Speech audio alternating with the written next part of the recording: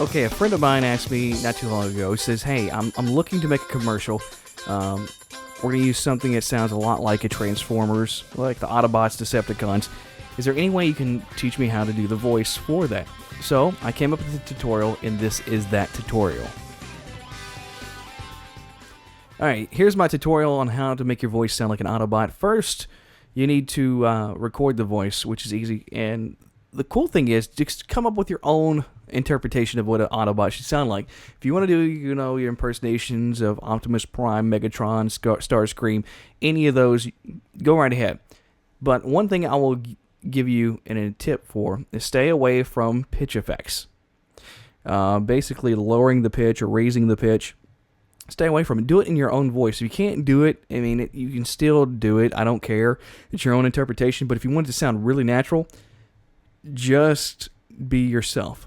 Become a Autobot on your own or Decepticon. It's not that hard.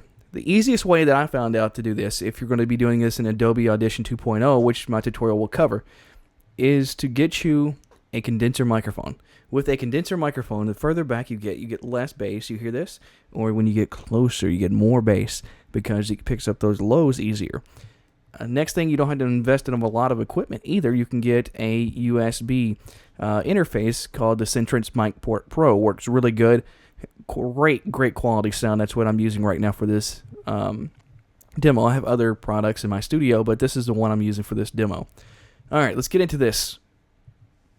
Okay, I've already recorded my interpretation of an Autobot, but the first thing we need to do in Adobe Audition, because most of the effects are going to be in stereo, is to convert it to stereo from a mono track. You always want to record mono so it's even.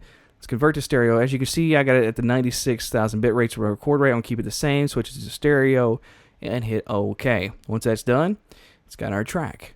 Here we go. Optimus Prime, how can I be of assistance? As you can hear, it's going to be sounding much the same. Let's go add our first effect. The first effect I like to use is under Studio Reverb, and it's just the mastering reverb here. It's in the drop-down list. You can find it. It's very simple. Here's what it sounds like with it added. Optimus Prime, how can I be of assistance? Yeah, that's the fact. That's how I want it. If it's not right where you want it, just change all these right here. Very easy. Notice that the wave just dropped in size. That's okay. We're going to go to Effects, hit Amplitude, go to Normalize. I normalized about 90%, and I do add left and right equally. As you can see, it increased in size there. The next effect that I like to do on this to get more of the pristine is go to the Filters, Graphic Equalizer. There's a great one underneath here called Vocal Magic Breath. It gives more depth of feel to the wave.